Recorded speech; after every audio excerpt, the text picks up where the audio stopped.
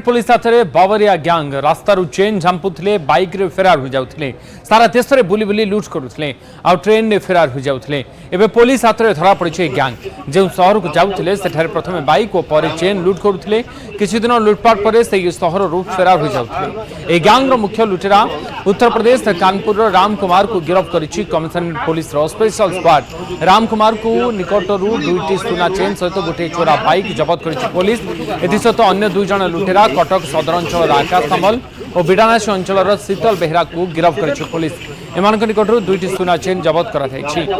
नारे कटक भुवनेश्वर विभिन्न थाना 14 रु अधिक मामला रही।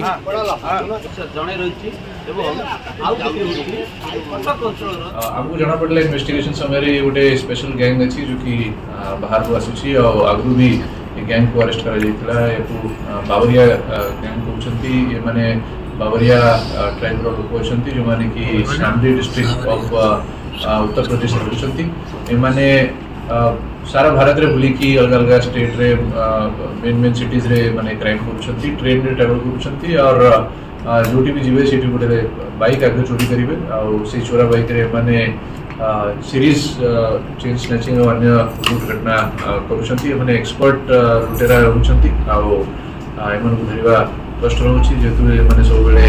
एक्टिविटी रोचंती और मोबाइल रोचंती घटना करी इमिडिएटली घटनास्थल मैंने पलि जाऊँगी एमती जड़े लुटेरा को आम धरवार सक्षम होइछु यार नाम हूँ राम कुमार घर हूँ शामली जिला या पाखु आमको गोटे